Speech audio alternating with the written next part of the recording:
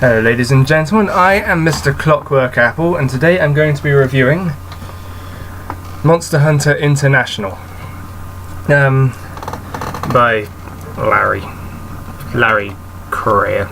I think it's how is it Correia? I don't know. Larry. It's by Larry. Monster Hunter International is a book series. I got some more of them back here. I'm just reviewing the first one today. It's a book series where the basic concept is that vampires and werewolves and dragons, all this stuff really exists. And of course, as every single fictional story has these days, it's all been kept secret from humanity.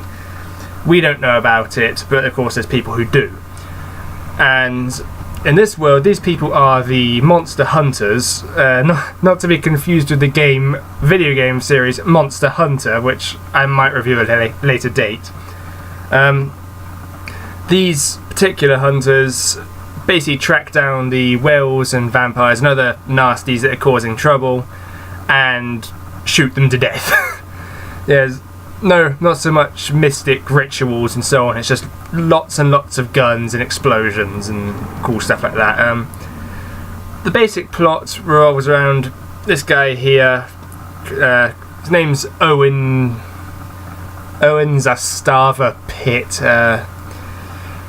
Basically, Owen was an accountant, ordinary guy who found out his boss had been turned into a werewolf and had tried to kill him. And when he survives a werewolf attack and manages to fight off his boss, he gains the attention of Monster Hunter International, who then hire him to become one of their new hunters. And basically the story of the book follows this guy as he learns the new trade and how everything works, all the secrets behind the world and the fact that monsters really exist. But there's also this new guy is like a classic Dark Lord kind of thing, and we keep getting views into the past of who this guy is and where he came from. And this guy is mega evil. He is, I don't even know how to describe him. He's like a skeleton covered in liquid evil. It's like all tar and disgusting. It's a really cool idea and design. And of course, you need to figure out how to put him down before he just takes over and causes all kinds of havoc. So as you can guess, it's really action-filled book. It's basically like a novelization of a B-movie, the kind of late-night monster flick that you might get back in the 80s or early 90s. Everything blows up, everything explodes, lots of gore and disgusting bits. It's a real man's book. I'm sure there's women out there who have read this as well and probably enjoyed it, but it feels like it was a bit, book by a man for men to read. I actually kind of enjoyed it, which is weird because I normally don't get into that whole sort of manly man thing.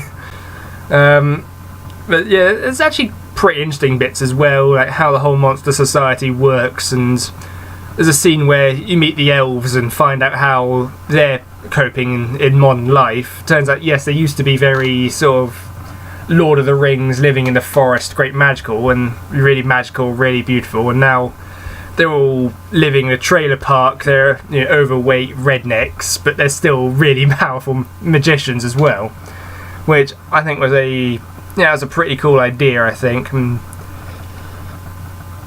Basically every little detail of these books is there's a lot of as I said, interesting stuff about how old monster species are coping with modern day life, trying to hide away from humanity. And sorry, there's an interesting scene where there's the 7 most powerful vampires in the world, and most of them are really ancient. I think one of them's still like a caveman, so he's been around for a really, really long time. And the 2 newest ones, I think one's only been around a few years, but the other was around since about World War II. And these 2 new ones are much more fearful of humanity because they've seen our new weapons and they know what we can do. And none of the old ones believe them on this, and the other 5 vampires all get wiped out instantly because sorry, my hair in my mouth. The other 5 vampires all get wiped out instantly by our weapons because they simply don't believe how powerful we are as a race now. So, yeah, I think check out this book, definitely. I can't guarantee that you'll like it. If you don't get into the whole, as I said, guns, explosion, madness of it all, you might not enjoy that aspect of it. But if you like monsters and vampires and want to read something like that without being overwhelmed with sort of soppy romance fiction that seems to plague the vampire world these days, yeah, definitely check this book out. And if you like it, go ahead and buy the rest of the series. If you like this first one, you'll enjoy all the others. They're all at the same caliber, I'd say. Very enjoyable. So yeah, give this book a try. Yes, Monster Hunter International. Do not confuse with the video game Monster Hunter. They are completely different. Give this a try.